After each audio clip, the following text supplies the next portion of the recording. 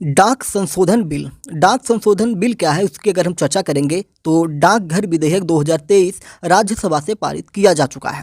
इसके बारे में हम डिटेल में थोड़ा जानने की कोशिश करेंगे कि पोस्ट ऑफिस जो है उन्हें बैंक का शक्ल कैसे दिया जाएगा और किस प्रकार से क्या सरकार की मंशा यहाँ पे निकल के आ रही है।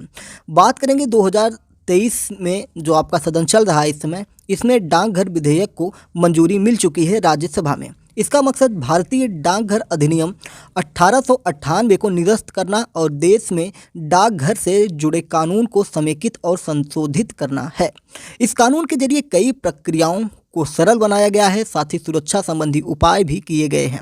प्रस्तावित बदलाव डाकघरों की उभरती भूमिका को देखते हुए किए गए हैं। उन्हें सिटीजन सेंट्रिक सर्विसेज के सेंटर के तौर पर विकसित किए जाने का प्लान बनाया गया है। इसे लेकर कई तरह की आशंकाएं भी थीं।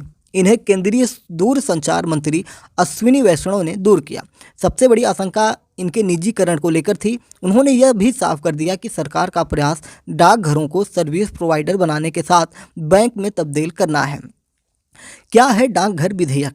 इसकी जब हम चर्चा करते हैं तो यह विधेयक 125 साल पुराने डाकघर कानून में संशोधन करने के लिए लाया गया है। देश में डाकघर और डाकियों पर काफ़ी विश्वास जताया जाता है। डाकघर विधेयक 2023 को 10 अगस्त 2023 को राज्यसभा में पेश किया गया था। यह भारतीय डाकघर अधिनियम 1898 की जगह लेने वाला है। अपने नेटवर्क के जरिए अलग अलग तरह की नागरिक केंद्रित सेवाओं की डिलीवरी को शामिल करने के लिए इसे लाया गया है। बिल लाने के पीछे भारत सरकार की मंशा क्या है, इसको जानने की कोशिश करते हैं। चैनल पर नए हैं तो चैनल को सब्सक्राइब करके डेली करंट अफेयर्स और न्यूज एनालिसिस के लिए हमारे साथ जुड़ सकते हैं। तो MPS हिंदी को तत्काल सब्सक्राइब कर लें। बिल लाने के पीछे सरकार का जो मकसद है, सरकार काफ़ी समय से प्रासंगिक खो रहे डाकघरों का पुनरुद्धार करने की कोशिश में लगी पड़ी है, क्योंकि डाकघर का इस्तेमाल अब लोग कम से कम कर रहे हैं, क्योंकि ना किसी को चिट्ठी भेजना है, ना किसी को पैसे डाक के माध्यम से भेजना है। इन्हें बैंकों में तब्दील करने के लिए पिछले 9 सालों में भारत सरकार के कई प्रयास सामने आए हैं। डाकघरों को व्यावहारिक रूप से बैंकों में तब्दील किया गया है। डाकघरों के विस्तार को देखें तो 2004 से 2014 के बीच 660 डाकघर बंद किए गए हैं। वहीं 2014 से 2023 के बीच में करीब 5000 नए डाकघर खोले गए हैं। करीब 5746 डाकघर खुलने की प्रक्रिया में शामिल हैं। डाकघरों में 3 करोड़ से ज़्यादा सुकन्या समृद्धि खाते खोले गए हैं। इनमें 1,41,000 करोड़ रुपए जमा हो चुके हैं। अश्विनी वैष्णव के मुताबिक डाकघर निर्यात सुविधा एक ऐसी सुविधा है जिसमें देश के दूर दराज में रहने वाला कोई भी व्यक्ति अपने सामान का निर्यात दुनिया में कहीं भी कर सकता है। अभी 867 डाक निर्यात केंद्र खोले गए हैं। इनमें 60 करोड़ रुपए से ज़्यादा का निर्यात किया गया है। इस विधेयक को लाने का मुख्य उद्देश्य डाकघरों को चिट्ठी सेवा से सेवा प्रदाता बनाने और डाक खानों को बैंक में तब्दील करने का है। क्या है इस बिल के मुख्य फीचर क्या है, उसको अगर हम जानने की कोशिश करें तो डाकघर विधेयक 2023 अत्यधिक प्रतिस्पर्धी घरेलू कुरियर सेक्टर में अपनी सेवाओं की कीमतें तय करने में डाक विभाग को फ्लेक्सिबिलिटी प्रदान करता है। इसमें डाक अधिकारियों की शक्तियां बढ़ाने की बात की गई है। अगर उन्हें शक होता है कि किसी पार्सल या किसी डाक में ड्यूटी नहीं अदा की गई है या फिर वो कानूनन प्रतिबंधित है, तो अधिकारी उस पार्सल को कस्टम अधिकारी को भेज देगा। कस्टम अधिकारी उस पार्सल से कानून के मुताबिक निपटेंगे। विधेयक में सुरक्षा को लेकर बड़ी व्यवस्था की गई है। इसके तहत केंद्र सरकार अधिकारी की नियुक्ति करेगी। उस अधिकारी को अगर लगता है कि कोई पार्सल राष्ट्र की सुरक्षा के खिलाफ है या किसी दूसरे देश से संबंधित या संबंधों में नुकसान या शांति में बाधा पहुंचा सकता है, तो वह अधिकारी उस पार्सल को रोक सकता है, यहाँ तक खोलकर चेक कर सकता है। उसके पास जब्ती का भी अधिकार होगा। बाद में ऐसे सामान को नष्ट भी किया जा सकता है। इस विधेयक में डाक विभाग के कर्मचारियों को भी प्रोटेक्शन दिया गया है। आमतौर पर लोगों के पार्सल खोने या देर से पहुंचने या डैमेज होने पर डाक अधिकारी के खिलाफ केस करने की नौबत आ जाती है, लेकिन विधेयक के कानून बनने के बाद ऐसा नहीं हो पाएगा। कारण है कि नए कानून में ऐसा प्रावधान बनाया गया है कि ऐसे हालातों में डाक अधिकारियों के खिलाफ केस नहीं किया जा सकेगा। एक और अहम बात यह है कि पोस्ट ऑफिस को डाक टिकट जारी करने का अधिकार मिल जाएगा। इसमें ये चीज़ें निकल के आ रही हैं कि प्राइवेटाइजेशन की कवायद तो ये नहीं है। तो इस पर अश्विनी वैष्णव ने क्या कहा, उसको आपको जानना चाहिए। अश्विनी वैष्णव ने डाकघरों के निजीकरण संबंधी विपक्षी सदस्यों की आशंकाओं को खारिज किया है। उन्होंने कहा कि इसका ही सवाल ही नहीं उठता। डाक सेवाओं के निजीकरण का न तो विधेयक में कोई प्रावधान है, न ही सरकार की ऐसी कोई मंशा है। उन्होंने बताया कि इस कानून के जरिए कई प्रक्रियाओं को सरल बनाया गया है, सुरक्षा संबंधी उपाय भी किए गए हैं। वैष्णव के मुताबिक इससे प्रक्रियाएं पारदर्शी होंगी और इस विधेयक का मकसद डाक सेवाओं को विस्तार देना है। तो इस प्रकार से भारतीय डाक के लिए भारत सरकार द्वारा ये कदम उठाए जा रहे हैं। अब देखने वाली बात होगी कि इससे कितना लाभ पहुंचता है और डाक विभाग जो है उसमें क्या क्या चीज़ें निखर के सामने आती हैं। तो उम्मीद है कि आपको चीज़ें समझ में आ गई होंगी। चैनल पर नहीं तो चैनल को सब्सक्राइब करके डेली करंट अफेयर्स और निजी एनालिसिस के लिए हमारे साथ जुड़ सकते हैं। डाक विभाग है क्या? तो डाक के बारे में अगर हम बताएं तो डाक विभाग होता क्या है, भारतीय डाक सेवा का संपूर्ण इतिहास क्या है, कब और कैसे इसकी शुरुआत हुई, तो आइए जानते हैं किस प्रकार से इसकी शुरुआत होती है। बात करते हैं भारतीय डाक सेवा संपूर्ण राष्ट्र में वहनीय मूल्य पर सूचना आदान प्रदान करने का एक आधारभूत माध्यम है। यह व्यवस्था देश के उन सुदूर गांवों को जोड़ने का एकमात्र साधन है जो आज भी सूचना तथा संचार क्रांति से वंचित हैं। वर्तमान डाक प्रणाली का प्रारंभ 18वीं शताब्दी के उत्तरार्ध में औपनिवेशिक शासन के अंतर्गत देशभक्तों द्वारा की जाने वाली गतिविधियों पर नियंत्रण पाने के लिए लॉर्ड क्लाइव द्वारा किया गया था।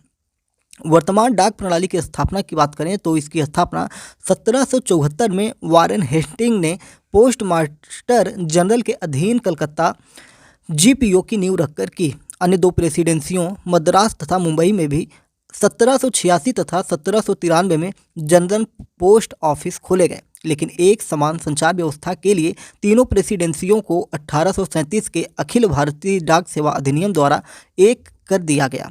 पुनः 1 अक्टूबर 1854 के डाकघर अधिनियम के द्वारा डाक प्रणाली में आमूलचूल परिवर्तन किया गया। अतः वर्तमान डाक प्रणाली की नींव 1 अक्टूबर 1854 को डाली गई। वर्तमान में भारतीय डाकघर अधिनियम 1898 देश में डाक सेवाओं को नियंत्रित कर रहा है। इस समय हमारे देश में लगभग 1,50,000 से कहीं अधिक डाकघरों का विशाल तंत्र मौजूद है, जो विश्व में सबसे बड़े एक तरह से कहेंगे कि सबसे बड़ा है।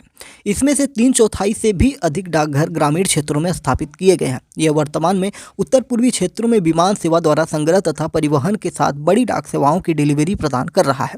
इस प्रकार भारतीय डाक अपने समक्ष उत्पन्न कोरियर कंपनियों से स्वस्थ प्रतिस्पर्धा कर अपनी गुणवत्ता तथा क्षमता को बढ़ा रही है।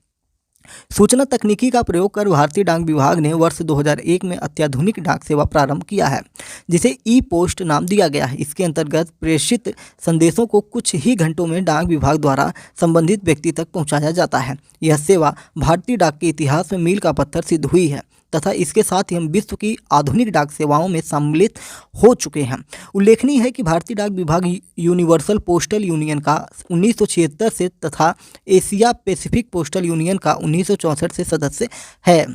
भारतीय डाक प्रणाली के इतिहास की जब बात करते हैं तो यह 150 वर्ष से अधिक पुरानी है। इसकी आधुनिक शुरुआत डाकघर अधिनियम 1854 के द्वारा 1 अक्टूबर 1854 को लॉर्ड डलहौजी के काल में 701 डाकघरों के नेटवर्क के साथ प्रारंभ हुई थी। इसी वर्ष रेल डाक सेवा की स्थापना भी हुई थी। साथ ही भारत से ब्रिटेन और चीन के बीच समुद्री डाक सेवा की शुरुआत भी की गई थी। इसी वर्ष प्रथम डाक सेवा की शुरुआत हुई। इसी वर्ष प्रथम पोस्टल स्टाम्प भी जारी किए गए थे। वैदिक काल में संदेश प्रणाली क्या थी? तो अथर्ववेद में संदेश प्रणाली का उल्लेख मिलता है। चाणक्य की पुस्तक अर्थशास्त्र में भी इसकी चर्चा है। भारत में व्यवस्थित डाक सेवा का प्रथम उदाहरण चंद्रगुप्त मौर्य के 321 से 297 ईसा पूर्व के काल में भी मिलता है। संदेशवाहक कबूतर मौर्य काल की देन है। विधिवत तौर से मैसेंजर पोस्ट सिस्टम की शुरुआत कुतुबुद्दीन ऐबक ने 1207 में की थी। खिलजी वंश के शासक अलाउद्दीन खिलजी ने 1296 में इस व्यवस्था को काफ़ी सुधारों के साथ लागू किया। ईस्ट इंडिया कंपनी EIC के वायसराय लॉर्ड क्लाइव ने 1766 में देश में पहली विधिवत डाक व्यवस्था स्थापित की। डाक प्रणाली का विस्तार लॉर्ड वारेन हेस्टिंग्स ने 1774 में पोस्ट मास्टर जनरल के अधीन कलकत्ता जीपीओ की स्थापना की। अन्य दो प्रेसिडेंसियों मद्रास और बम्बई में क्रमशः 1786 और 1793 में जनरल पोस्ट ऑफिस खोले गए। 1837 के अधिनियम में पहली बार तीनों प्रेसिडेंसियों को एक ही अखिल भारतीय सेवा के अंतर्गत लाकर पूरी डाकघर प्रणाली को एक समान रूप से संचालित करने की व्यवस्था की गई। भारतीय डाक विभाग की परिकल्पना स्वयं को सामाजिक दृष्टि से प्रतिबद्ध तकनीकी द्वारा संचालित उद्यम के तहत प्रबंधन तथा आत्मनिर्भर बनाने की है। इसके लिए विशिष्ट ग्राहकों की आवश्यकता को पूरा करने के लिए speed post, business post, media post तथा ई पोस्ट जैसी संचार सेवाओं के साथ ही वित्तीय सेवाएं उपलब्ध कराती हैं, जिससे भारत डाक अत्यंत सफल है। 1.5 लाख से भी अधिक डाकघरों का जाल तंत्र होने के कारण इनकी पहुंच जन सामान्य तक अत्यंत सुलभ है। यही कारण है कि वार्षिक जमा के संदर्भ में डाक बचत बैंक भारत में सबसे बड़ा बचत बैंक है। इसकी सबसे बड़ी उपलब्धि जनता ने सबसे निचले स्तर से लेकर ऊपरी स्तर तक स्वीकार है। समय के साथ साथ भारतीय डाक ने जिस प्रकार आधुनिकता तथा नवीन तकनीकी को अंगीकार किया है वह अत्यंत सराहनीय है। इसलिए हम कह सकते हैं कि भारतीय डाक का भविष्य अत्यंत उज्जवल है। तो उम्मीद है कि आपको चीज़ें समझ में आई होंगी। भारत में डाक खाना एक्ट अधिनियम कब पारित हुआ था, अगर हम उसकी बात करेंगे तो इसकी स्थापना 1774 में वारिंग हेस्टिंग ने पोस्ट मास्टर जनरल के अधीन कलकत्ता जीपीओ की नींव रखकर की थी, जो मैंने आपको पीछे बता दी। बहुत सारे क्वेश्चन आपके मन में होंगे तो भारत में डाकघर कितने हैं, तो बताया है मैंने कि 1.5 लाख से ऊपर इस समय इनका जाल फैला हुआ है। तो चैनल पर नए हैं तो चैनल को सब्सक्राइब करके डेली करंट अफेयर्स और निजी एनालिसिस के लिए हमारे साथ जुड़ सकते हैं। जय हिंद, नमस्कार, भारत माता की जय।